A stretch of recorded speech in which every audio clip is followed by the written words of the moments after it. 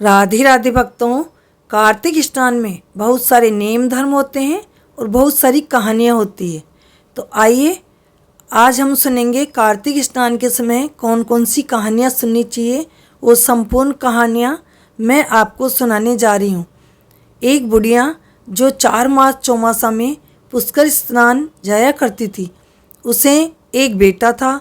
उसकी शादी हो चुकी थी, किंतु बहू का स्वभाव बहुत खराब था। एक बार बेटा माँ को पुष्कर छोड़ने जाने वाला था, सो अपनी पत्नी को बोला कि आज माँ का व्रत है, सो तू कुछ फलाहार बनाकर टिफिन में रख दे, माँ रास्ते में खा पी लेगी। बहू ने कच्चे मिट्टी के आंगन के पापड़े उखाड़कर टिफिन में डालकर रख दिए। राह में बेटे ने माँ को कहा कि माँ टिफिन निकाल कर भोजन कर लो। माँ ने टिफिन खोला तो उसमें मिट्टी के पापड़े रखे थे, सो चुपचाप ही बंद कर दिया और बेटे को कहा कि बेटे अभी भूख नहीं है, सो आगे कर लेंगे। बेटे ने फिर माँ से कहा कि माँ अब थोड़ा बहुत कुछ ले लो। माँ के आनाकानी करने पर बेटे ने ही टिफिन खोल लिया तो उसमें स्वादिष्ट फलाहार निकला। दोनों माँ बेटे ने भर पेट भोजन किया। पुष्कर पहुंचकर बेटे ने माँ के लिए एक झोंपड़ी बनाकर उसमें खाने पीने का सामान लाकर सारी व्यवस्था कर दी। वह आस पड़ोसी में भी सबको कह दिया कि वे उसकी माँ का ध्यान रखे। अड़ोस पड़ोस की औरतों ने साथ दिया और बुढ़िया रोज पुष्कर स्नान करती, व्रत रखती, रोज शिव जी की पूजा करती, बेलपत्र चढ़ाती, अभिषेक करती, हर तरह के व्रत पूजा और दान धर्म करती। सावन की आखिरी रात सावन आया, दरवाज़ा खटखटाया तो बुढ़िया ने पूछा, कौन है? सावन ने कहा, मैं हूँ सावन राजा, अब जा रहा हूँ। बुढ़िया ने द्वार खोला तो सावन ने जाते जाते एक लात झोंपड़ी के मारी तो एक दीवार सोने की हो गई। फिर भादवा आया, बुढ़िया पुष्कर में स्नान करती, राधा दामोदर की पूजा करती, पुष्पों की माला गूंथ कर चढ़ाती, एक समय भोजन करती। सत्तू तीज, भादों की चौथ, हल षष्ठी, जन्माष्टमी, ग्यारस, बछबारस, पूनम सारे व्रत और दान पुण्य करती। जाते जाते भादो आया और बुढ़िया के झोंपड़ी का द्वार खटखटाया। बुढ़िया ने द्वार खोला, उसने जाते जाते झोंपड़ी की लात मारी तो दूसरी दीवार भी सोने की हो गई। आसोज में बुढ़िया ने खूब श्राद्ध, पितरों का तर्पण, ब्राह्मण भोज, नवरात्रि के व्रत, घट स्थापना, नव कन्याएं व लंगूरों का भोज, दशहरा व शरद पूर्णिमा को चांदनी में खीर रखकर राधा दामोदर के भोग लगाया।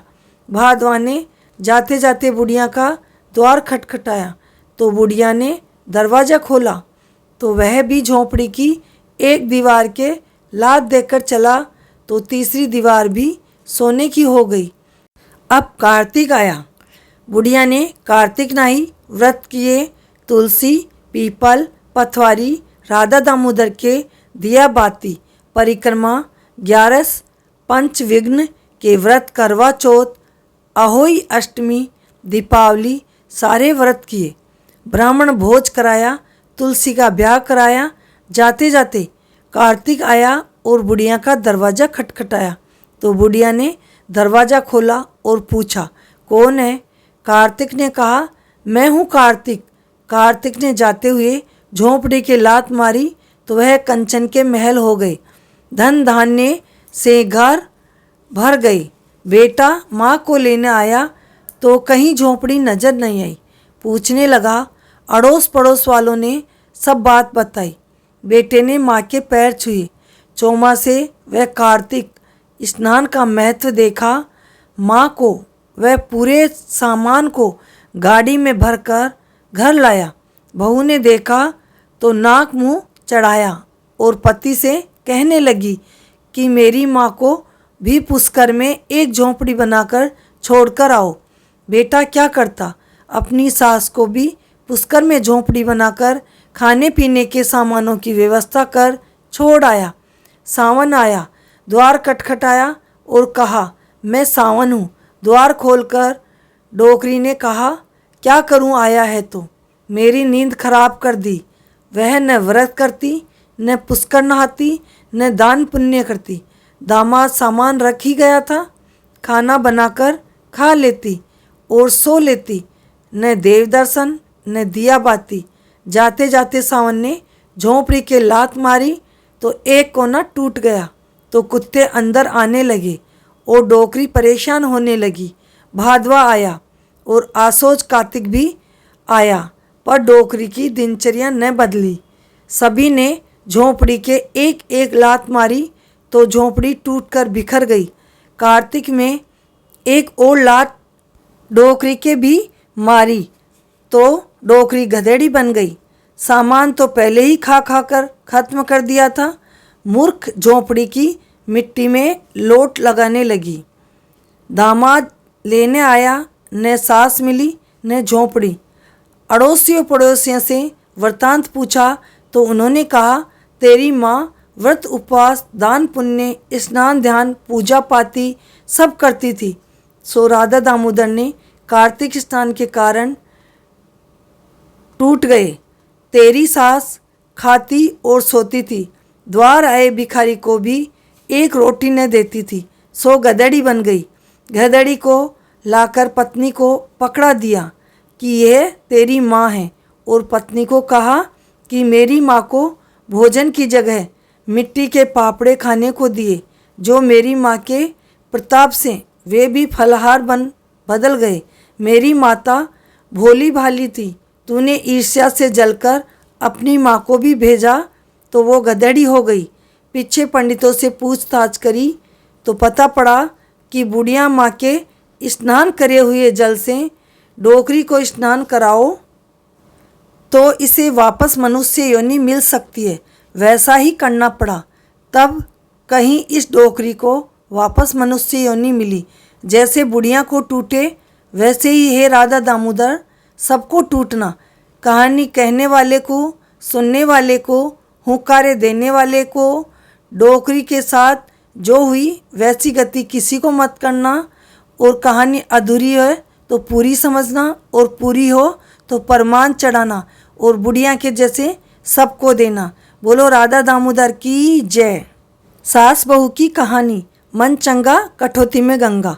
सास ने बहू से कहा कि मैं कार्तिक स्नान करना चाहती हूँ। तब बहू ने भी कहा कि सासू जी जरूर करिए, मैं भी आपके साथ में कार्तिक स्नान कर लूँगी। तब सास ने कहा कि बहू अभी तो तेरी बहुत उम्र पड़ी है, बाद में कर लेना। इतना कहकर सास गंगा जी में स्नान करने चली गई। पीछे से बहू ने भी कार्तिक स्नान करने के लिए कुम्हार के से 33 कुंडे लेकर रख लिए। बहू सुबह रोज जल्दी उठकर एक कुंडा रख देती और बोलती, मन चंगा तो कुंडा माही गंगा। सासू नावे उंडे बैठ, मैं नहाऊं कुंडे बैठ। इतना कहते ही गंगा के ठंडे ठंडे पानी की धारा कुंडे में आ जाती और बहू नहा लेती। एक दिन सास की सोने की नथ स्नान करते वक्त गंगा जी में बह गई। जब बहू स्नान करने के लिए कुंडा रखकर बोली, मन चंगा तो कुंडा माही गंगा। सासू नावे उंडे बैठ, मैं नहाऊं कुंडे बैठ। तो गंगा की धार जब कुंडे में गिरी थी, उसी के साथ वो नथ भी आकर गिरी। बहू ने सास की नथ को पहचान लिया कि यह तो मेरी सास की नथ ही है। कार्तिक मास पूरा हुआ तो सास घर आ गई। बहू ने वो ही नथ पहनकर सास को सामा लिया तो सासू ने कहा, बहू ये तो मेरी नथ है, गंगा में गिर गई थी, तुम्हें कहाँ से मिली? तब बहू ने अपने कुंड बैठकर नहाने और राधा दामोदर का नाम लेकर मन चंगा तो कठौती में ही गंगा। सासू नावे उंडे बैठ, मैं नहाऊं कुंडे बैठ कहती तो गंगा की धार आकर कुंडे में गिरती। उसी में एक दिन यह नथ भी आ गिरी। सासू ने बहू से कहा, मुझे ब्राह्मण भोज कराना है। बहू ने कहा, सासू जी मुझे भी कराना है, मैंने भी आपके साथ साथ कार्तिक स्नान किया है, सब व्रत उपवास किए हैं, पीपल पथवारी तुलसी सींची है, दीपक जलाया है और घर में ही उसका नाम लेकर परिक्रमा दी है और कहती, सासु देवे उंडे मैं देऊं इंडे। भगवान से कहती कि प्रभु मेरी तो यहाँ से ही परिक्रमा मान लेना। सासू ने कहा, तू झूठ बोल रही है, तूने कार्तिक स्नान कहाँ किया? तब बहू ने सास को ऊपर ले जाकर कुंडे दिखाए तो वे सोने के हो गए थे। तब जाकर सास ने माना कि इसने भी कार्तिक स्नान किया है। तब दोनों ने मिलकर कार्तिक स्नान का उद्यापन किया और ब्राह्मणों को भोजन और दान दक्षिणा देकर विदा किया। कहते सुनते और हुंकारा भरते सबका कल्याण हो, उन्हें भी सास बहू जैसा फल मिले। हे राय दामोदर, जैसा सास को और बहू को टूटे वैसा सबको टूटना। राम लक्ष्मण की कहानी। एक बुढ़िया जिसके पीपल, पथवारी, तुलसी व आंवला सींचकर मंदिर जाना और लौटकर रोज 2 ब्राह्मण जिमाने का नियम था। एक दिन उसे उठने में देर हो गई। नित्य कर्म से निवृत्त होकर स्नान करके वह बहू से बोली, मैं मंदिर जा रही हूँ, तुलसी, आंवला, पीपल, पथवारी सींचूंगी, सो मुझे देर लगेगी। सो 2 ब्राह्मण आएंगे, उन्हें जीमा देना। ब्राह्मण 2 के स्थान पर 4 आए और बोले, राम लक्ष्मण जानकी जय बोलो हनुमान की। हम 4 ब्राह्मण हैं, भोजन करना चाहते हैं, हमें कौन भोजन कराएगा? सबने मना कर दिया और कहा, उस बुढ़िया के घर जाओ, वही बहुत दातार है, वही जिमाएगी। वे बुढ़िया के घर गए और पूछा तो बहू बोली, आओ 2 की जगह 4 जिमोगे तो कोई बात नहीं। उसने प्रेम से जिमा दिया। जब सबने जिम लिया तो एक ब्राह्मण ने बोला कि बेटी हंडिया को ढक दे। उसने मन में सोचा, क्या ढकूं, भोजन तो बचा ही नहीं। भोजन ही मैंने 4 आदमियों का बनाया था, 2 हम सास बहू का और 2 ब्राह्मणों का। सो 4 ब्राह्मण जीमने में खत्म हो गया। फिर भी उसने ढक दिया। ब्राह्मण जाने लगे तो बहू ने उनसे पूछा कि आप अपना परिचय तो देते जाइए, मुझे सास को बताना है कि 2 की जगह 4 ब्राह्मण जीमने आए थे। ब्राह्मणों ने कहा कि राम लक्ष्मण जानकी जय बोलो हनुमान की। बहू झट से समझ गई और उनके चरणों में पड़ गई कि भगवान मुझे माफ़ करो, जो मैं आपको साक्षात पहचान न सकी। आपको मेरी सास को भी दर्शन देना पड़ेगा, क्योंकि यह उन्हीं के व्रत का प्रताप है। तब भगवान ने कहा, उसको पीपल के पेड़ के नीचे भेज देना। सास आई तो देखा कि बर्तनों में भोजन से भरे हुए हैं और मन में सोचने लगी कि बहू ने ब्राह्मणों को भोजन नहीं कराया। सो बहू से पूछा कि बहू तूने ब्राह्मणों को भोजन भी कराया या नहीं? बहू ने कहा, आपने तो 2 ब्राह्मण जिमाने के लिए कहा था, मैंने तो 4 जिमा दिए। सास ने कहा, कहाँ से जिमा दिए, बर्तन तो भोजन से भरे हुए हैं। तब बहू ने कहा, सासू जी मैंने राम लक्ष्मण सीता सहित वीर हनुमान जी को जिमाया है। सास चकित होकर बोली, बहू तूने भगवान के दर्शन कर लिए, मुझे उनके पास ले चल, मैं भी उनके दर्शन करके धन्य होना चाहती हूँ। तब बहू पीपल के पेड़ के नीचे ले गई। चारों की मूर्तियाँ लग गई थी। दोनों सास बहू हाथ जोड़कर उनके सामने खड़े हो गए तो चारों जनों ने उन्हें साक्षात दर्शन दिए। दोनों सास बहू ने उनको शीश नवाकर प्रणाम किया। हे राम लक्ष्मण, उन सास बहू को दर्शन दिए वैसे सबको देना। कहानी कहता सुनता हुंकारा देता सबको दर्शन देना। तिलकधारी की कहानी। एक बुढ़िया के एक बेटा था जो न कमाता था न कुछ करता था, बस दिन भर आवारा दोस्तों के साथ घूमता फिरता था और घर आकर माँ से बोलता कि माँ खाना दे दे, भूख लगी है। फिर थोड़ी देर बाद आता और यही कहता। माँ कहती, सारे दिन भर जो आवारा घूमता रहता है, खाना कहाँ से आएगा? माँ ने कहा, बेटे देख, तू कोई नियम ले ले। बेटा भी सुधरना चाहता था, सो माँ की बात मानकर भगवान के दर्शन के नियम ले लिया। माँ ने सोचा कि भगवान के दर्शन तो यह झटपट करके आ जाएगा, मंदिर भी पास में ही है, कुछ दिन का कठिन काम है, बाद में आदत पड़ जाएगी। माँ ने कहा, बेटे, मंदिर में जाने के साथ साथ भगवान के भक्त के भी दर्शन नियम से करने चाहिए। माँ से उसने पूछा कि माँ, मुझे पता कैसे पड़ेगा कि ये भगवान का भक्त है। सो माँ ने बताया कि बेटा, वो लंबा सा तिलक लगाते हैं। दूसरे दिन बेटा मंदिर में भगवान के दर्शन करके भगवान के भक्त को ढूंढने वहाँ बैठ गया। कोई भी उसे लंबा तिलकधारी नहीं मिला। जो मिले वे सब छोटा टीका बिंदी लगाए हुए मिले। उसे कोई तिलकधारी नहीं मिला तो उसको ढूंढते ढूंढते रात होने को आई। तो उसने सोचा कि पेड़ पर चढ़कर देखता हूँ, शायद दिख जाए। दूर दूर तक देखने पर भी कोई तिलकधारी नहीं मिला। जब वह उतर रहा था तो उसे पेड़ के नीचे 4 चोर दिखाई दिए। तो वह पेड़ के ऊपर ही छिपकर उनकी बातें सुनने लगा। वे आपस में बातें कर रहे थे कि किसी ने ज़्यादा चुराया, किसी ने कम, लेकिन बंटवारा बराबर का करेंगे। उसमें से एक चोर मंदिर का आभूषण चुरा कर लाया था और दुनिया को बेवकूफ़ बनाने के लिए एक बड़ा सा तिलक भी लगा रखा था। तिलकधारी को देखते ही बुढ़िया का बेटा पेड़ पर से ही जोर से चिल्लाया, देख लिया रे, देख लिया रे, माँ को कहूँगा जाके। सो चोर वहीं गहने आभूषण छोड़कर 9 2 11 हो गए। बेटा नीचे उतरा और उसने सारा आभूषण उठाकर माँ के पास ले आया। माँ को सारा वृत्तांत बताया तो माँ ने कहा, बेटा, किसी अच्छे नियम का फल भी अच्छा ही होता है। तुझे तो तिलकधारी भगवान टूटे हैं, कहानी कहते सुनते को भी टूटना। हे तिलकधारी भगवान, सबकी मनोकामना पूरी करना और सबको दर्शन देना।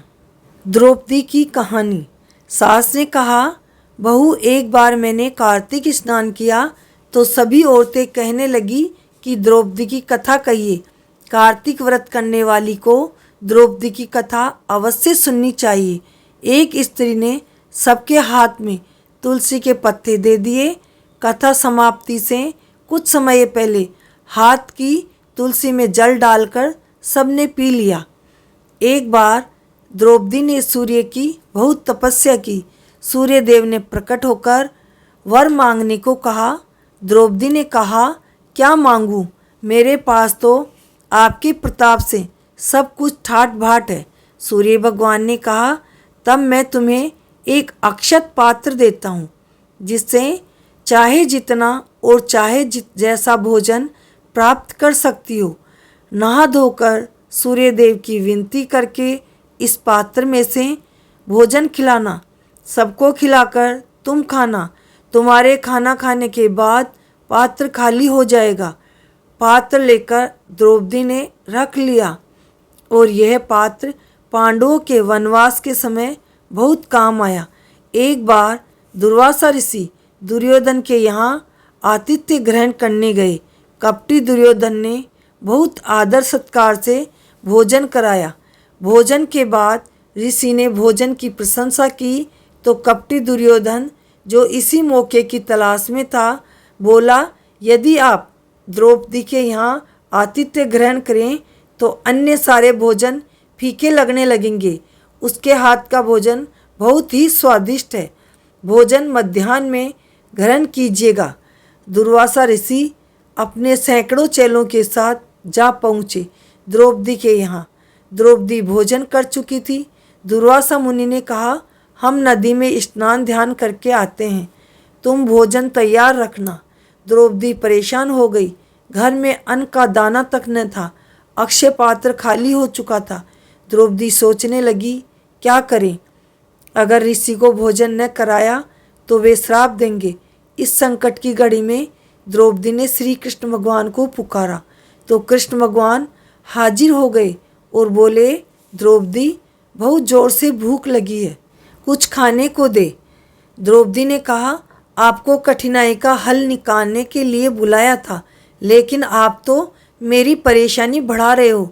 कृष्ण भगवान ने कहा कि द्रौपदी, आप झूठ बोल रही हो। अक्षय पात्र में देखा भोजन भरा है। इतना सुनकर द्रौपदी ने अक्षय पात्र कृष्ण भगवान को ला दिया। कृष्ण जी ने देखा कि पात्र में एक दाना चावल व एक पत्ती सब्जी की चिपकी रहती थी, जो धोने में ही कहीं रह गई। कृष्ण भगवान ने वह एक चावल व सब्जी की पत्ती खाकर पानी पिया तो डकार आ गई। संसार के स्वामी का पेट भरते ही स्नान करके लौटते रहे दुर्वासा ऋषि और उनके चेलों को डकार आई। चेलों ने कहा, गुरुजी, हमें तो ऐसा लग रहा है कि हमारा पेट भर गया है।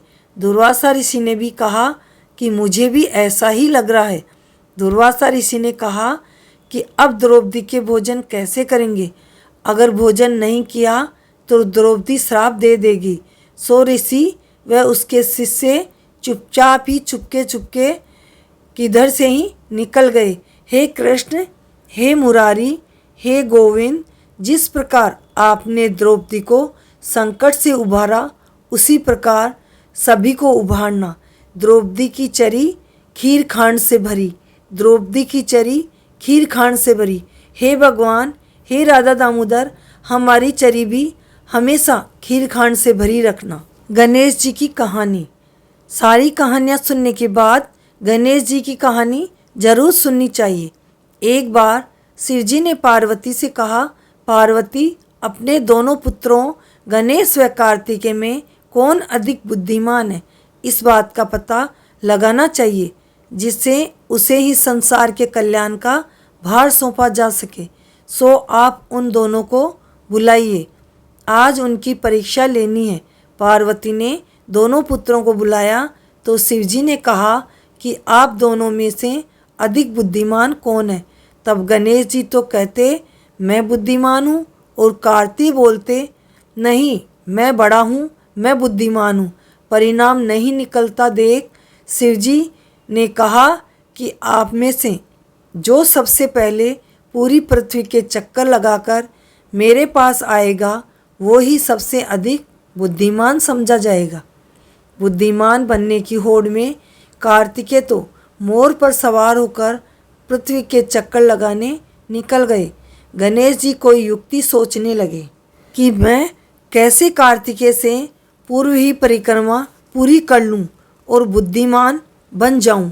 सो उन्होंने सोचा कि क्यों न शिव पार्वती के ही चक्कर लगा लिया जाए, जिससे सारी पृथ्वी के चक्कर लग जाएगा।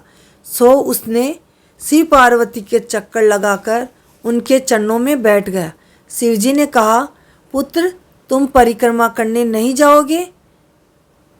उन्होंने कहा, मैंने तो परिक्रमा दे दी है।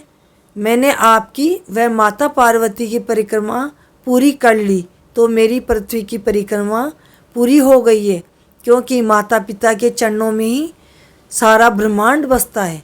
शिवजी ने प्रसन्न होकर उन्हें ही विजेता घोषित कर दिया। परिक्रमा पूर्ण करके जब कार्तिकेय लौटे तो उन्हें वास्तविकता का पता चला, तो वह रुष्ट होकर घर छोड़कर चले गए। शिवजी व पार्वती के मनाने पर वे आने को तैयार हुए और शिवजी ने वरदान दिया कि तुमने कार्तिक मास में संसार की परिक्रमा करिए, इसीलिए यह 12 महीनों का सबसे बड़ा महीना होगा और महीने में तुम कार्तिकेय के नाम से पूजे जाओगे। लोग दान पुण्य, गंगा स्नान आदि करेंगे, उन्हें उसका अक्षय पुण्य फल मिलेगा। 33 करोड़ देवी देवता को इस मास में कार्तिकेय जी के साथ रहने की आज्ञा दी। इस प्रकार कार्तिकेय के नाम पर कार्तिक मास में स्नान, ध्यान, पूजा करने वाले को अक्षय पुण्य प्राप्त होता है। कथा कहने, सुनने व हुक्कारा देने वाले को भी कथा का पुण्य लाभ होता है। बोलो कार्तिकेय भगवान ने की जय। तुलसी जी की कहानी। एक बुढ़िया के 3 बेटे बहू थे। बहुओं से उनके विचार मेल न खाने से वह अक्सर पुष्कर ही रहती थी। पूजा पाठ, कार्तिक स्नान करती। पढ़ी लिखी थी नहीं, सो टूटी फूटी कहानी कह लेती और सुन लेती। अधिकतर रंगजी के मंदिर के आंगन या उसकी सीढ़ियों पर बैठी रहती और भक्त समागम करती। कभी कभी उसके बेटे बहू मिलने आते और उसको ज़रूरत का सामान देकर वापस लौट जाते। एक दिन उसने सुना कि बैकुंठ चौदस को स्वर्ग के द्वार खुले रहते हैं। इस दिन मरने वाला सीधा स्वर्ग में जाता है। उस दिन से वह जब भी तुलसी सींचती कहती, हे तुलसी माता, मुझे बैकुंठ चौदस का दिन देना। जब बुढ़िया की अवस्था गिरने लगी तो वह अपने घर आ गई और बीच वाले पुत्र के पास रहने लगी। उसकी बहू सास से कुछ गुलती मिलती थी। एक दिन किसी की शादी में जाने के लिए वह अपने बेटे बहू और पोते के साथ जाने के लिए बैठी थी। तभी पोते ने कहा, दादी जी उठो, चलो। दादी न तो उठी न कुछ बोली। तो उसने अपने माता पिता को आवाज़ लगाई तो उन्होंने देखा कि गर्मी का दिन है, माँ बेहोश हो गई है। सो उसको अस्पताल में भर्ती करवा दिया। डॉक्टर ने बताया कि उसकी तो हालत ख़राब है, कुछ भी हो सकता है। डॉक्टर की बात तुलसी मैया ने सुन ली और उन्होंने कृष्ण जी को पुकारा, प्रभु ये तो मरने चली, बैकुंठ चौदस में तो अभी 4 दिन बाकी है, मुझे इसे मरने के लिए बैकुंठ चौदस का दिन देना है। कृष्ण भगवान ने कहा कि तुलसी यह बैकुंठ चौदस को ही अपना शरीर छोड़ेगी। इस प्रकार डोकरी ने बैकुंठ चौदस को ही अपना शरीर छोड़कर स्वर्ग की प्राप्ति की। ऐसी है तुलसी माता और ऐसे हैं माधव मुरारी मनोहर श्री कृष्ण राय दामोदर। हे मधुसूदन, हे तुलसी, ऐसी कृपा हम पर भी करना। कहानी कहते, हुंकारे देते, कथा लिखने वाले, पढ़ने वाले सभी को मन चाहा वर देना। लपसी तपसी की कहानी। एक लपसी था, एक तपसी था। तपसी तो तपस्या करता था और लपसी रोज 1.25 सेर की लापसी बनाकर भगवान के भोग लगाकर थोड़ी खुद के लिए रख लेता था और बाकी बची लापसी से भूखों को भोजन करा देता था, फिर खुद जीम लेता था। एक दिन दोनों जने लड़ने लगे। लपसी कहता था मैं बड़ा, तपसी कहता नहीं मैं बड़ा। उधर से नारद जी निकल रहे थे। उन्होंने पूछा कि तुम दोनों जने किस बात पर लड़ रहे हो। उन्होंने कहा हम दोनों इस बात पर लड़ रहे हैं कि हम में से बड़ा कौन है। अब आप ही बताइए कि हम में से बड़ा कौन है। नारद जी ने कहा अच्छा ठीक है, कल इस बात का फैसला करूँगा, अभी तुम अपने अपने घर जाओ। दूसरे दिन तपसी तपस्या करने के लिए बैठा तो नारद जी ने चुपके से उनके सामने 1.25 लाख की मुंदरी डाल दी। जैसे ही तपस्वी की नज़र उस पर पड़ी, उसने झट से उसे उठाकर अपने घुटने के नीचे छुपा लिया। लपसी ने 1.25 सेर की लापसी बनाकर भगवान के भोग लगाकर भूखों को खिलाई, फिर खुद ने खाई। तभी नारद जी वहाँ आ गए। लपसी तपसी से पूछा अब बताइए हम में से बड़ा कौन है। नारद जी ने कहा तपसी, आपने मुंदरी चुराई है, इससे आपकी तपस्या भंग हो गई है। इसका परिणाम है कि आपके घुटने के नीचे चुराई हुई मुंदरी है, अब भी रखी है, अतः लपसी बड़ा है। वैसे ही अन्नदान का महत्व तपस्या से ज़्यादा है। तपसी ने कहा मेरी तपस्या का फल मुझे कैसे मिलेगा। नारद जी ने कहा तेरी तपस्या का फल तुझे ऐसे मिलेगा कि यदि कार्तिक नहाने वाली औरतें कार्तिक महात्म्य की सब कहानी कहकर लपसी तपसी की कहानी नहीं कहेगी तो उनके कार्तिक नहाने का फल तुझे हो जाएगा। कांचली देकर कसान नहीं देगी, कोई धोती देकर गमछा नहीं देगी, सीधा देकर या ब्राह्मणी झीमा कर दक्षिणा नहीं देगी, सीधे हाथ की तरफ नाड़ा बांधेगी, मकान बनाकर थाली नहीं बनाएगी, रोटी बनाकर बाटा नहीं बनाएगी, दिया जलाकर हाथ नहीं जोड़ेगी, दिए से दिया जलाएगी, तो इन सब के दिए हुए दान धर्म तुझे हो जाएंगे। इतना कहकर नारद जी वहाँ से चले गए। बोलो लपसी तपसी की जय। गंगा जमुना की कहानी। गंगा जमुना दोनों बहनें एक दिन एक साहूकार के खेत में से जा रही थी। जमुना ने धान की एक बाली खेत में से तोड़कर खा ली। उसमें 12 दाने थे। गंगा ने कहा, जमुना यह तो चोरी है, तुम्हें प्रायश्चित करना होगा। जमुना ने पूछा, ये किस प्रकार करना होगा? गंगा ने कहा, 12 दानों के बदले साहूकार के यहाँ 12 वर्ष नौकरी करनी पड़ेगी। जमुना साहूकार के यहाँ गई। उसने साहूकार से कहा, आप मुझे नौकरी रख लो, पर मैं 4 काम नहीं करूँगी। झूठे बर्तन नहीं मांजूंगी, झाड़ू नहीं निकालूंगी, सेज नहीं बिछाऊंगी और दीपक नहीं जलाऊंगी। साहूकार ने उसे नौकरी पर रख लिया। 12 वर्ष बाद कुंभ का मेला आया। साहूकार और साहूकारनी मेले में जाने लगे तो जमुना ने कहा, एक सोने का टक्का दिया और कहा, गंगा मेरी बहन है, जाकर कहना गंगा तेरी बहन ने सोने का टक्का भेजा है, सो ले ले। तब वह गोरी गोरी बाहों में हरी हरी चूड़ियाँ पहने हाथ पसार कर टक्का ले लेगी। साहूकार साहूकारनी को यह बात बड़ी अनोखी लगी।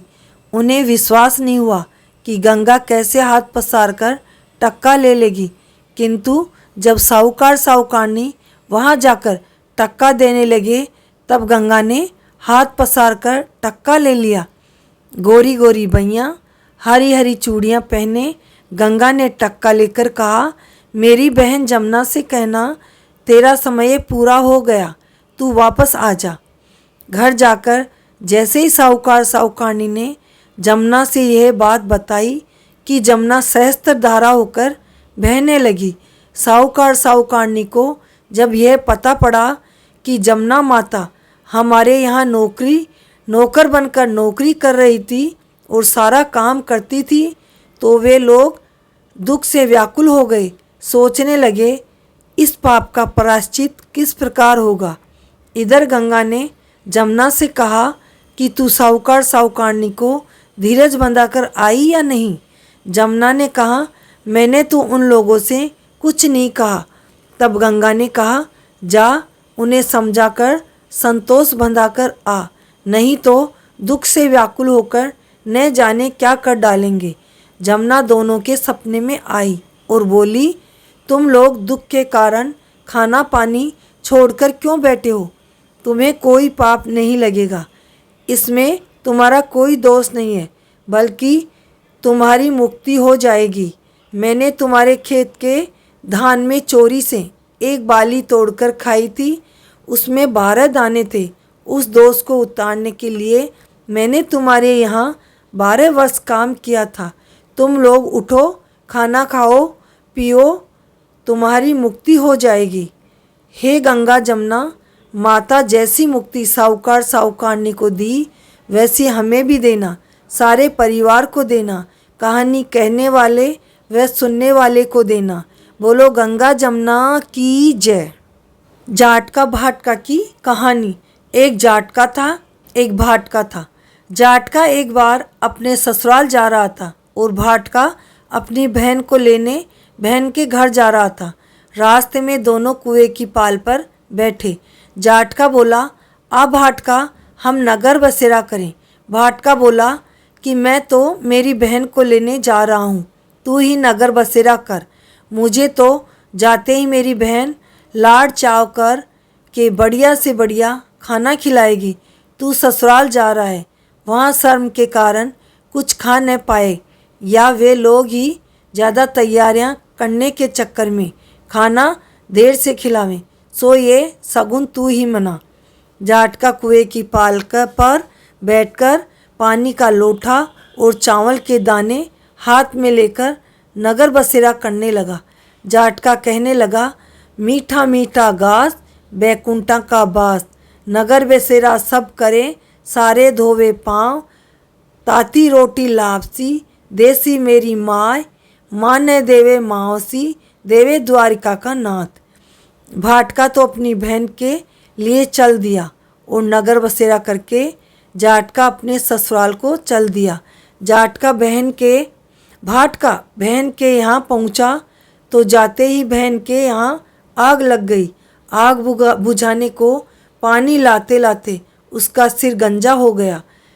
खातिर मनवार की बात छोड़ो, रोटी पानी चाय कुछ भी नसीब नहीं हुआ। भूख प्यास से बुरा हाल हो गया। उधर जाटका ससुराल पहुंचा तो उन लोगों ने उसकी बहुत मनवार की और खूब जीमना जीमाया।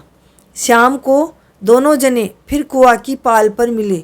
जाटका ने पूछा, भाटका क्या खबर है? भाटका ने कहा, मेरे तो वहाँ जाते ही बहन के घर में आग लग गई। पानी ला लाकर आग बुझाते बुझाते मेरे तो सिर गंजा हो गया और कुछ खाने को भी नहीं मिला, चाय तक नसीब नहीं हुई। जाटका ने कहा कि मैंने तो तुझे पहले ही कहा था कि नगर बसेरा कर ले। अगर नगर बसेरा कर लेता तो जाते ही मीठे मीठे घास खाने को मिलते। भाटका ने कहा, अगर तेरे नगर बसेरे में इतना ही गुण है तो अभी नगर बसेरा कर लेते हैं। दोनों जनों ने हाथ में पानी का लोटा और चावल के दाने लेकर नगर बसेरा किया और भाटका फिर अपनी बहन के घर गया। बहन की पड़ोसन ने कहा, तेरा भाई भूखा प्यासा है, तेरे यहाँ आग लग गई है और सब जल गया तो मेरे पास से उधार ले ले। बहन पड़ोसन से सब सामान लाई और भाई को जिमाया और विदा किया। बहन ने कहा, भाई यहाँ आग लगने के कारण मैं तुम्हारे साथ नहीं चलूँगी, फिर कभी आऊँगी, अभी तो तुम जाओ। उधर जाटका अपनी पत्नी को विदा करवा कर लाया और कुएं की पाल पर दोनों जने फिर मिले।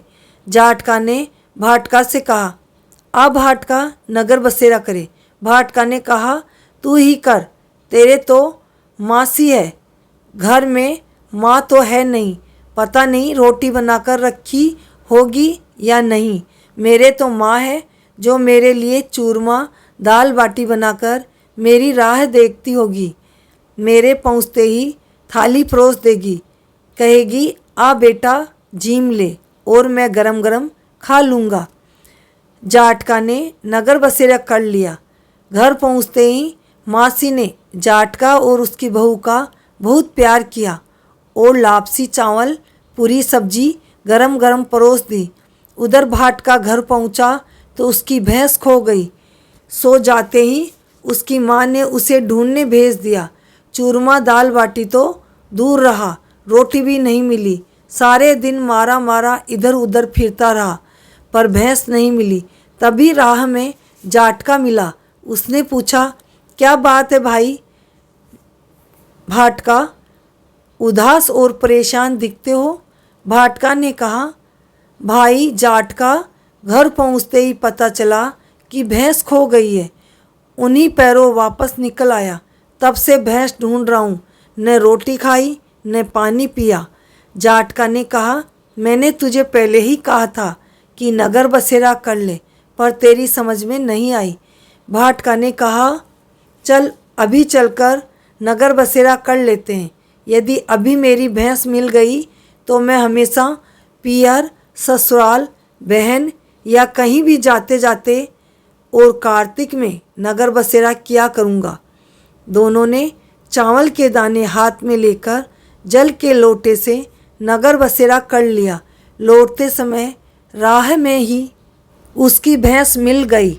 घर जाते ही माँ ने गरम गरम खीर खांड का भोजन कराया। सबको पियर व ससुराल जाते आते और कार्तिक मास में नगर बसेरा करना चाहिए और जाटका और भाटका की कहानी ज़रूर सुननी चाहिए। बोलो जाटका भाटका की जय। पंच भिक्षु की कहानी। एक साहूकार की बहू थी। वो रोज़ बहुत जल्दी अंधेरे ही उठकर कार्तिक महीने में गंगा जी नहाने जाती थी। वह पराये पुरुष का मुँह नहीं देखती थी। उस नगर के राजा का लड़का भी बहुत जल्दी सुबह अंधेरे में ही नहाने जाता था। वह सोचता, मैं इतनी जल्दी सुबह सवेरे नहाने आता हूँ, फिर भी कोई न कोई मुझसे पहले आकर नहा जाता है, तभी घाट गीला मिलता है। जब कार्तिक के समाप्त होने में सिर्फ 5 दिन रह गए, तब उस दिन साहूकार की बहू तो नहाकर जा रही थी और राजा का लड़का आ रहा था। किसी के आने की आहट सुनकर साहूकार की बहू जल्दी जल्दी जाने लगी तो उसकी माला और जूतियाँ वहीं रह गई।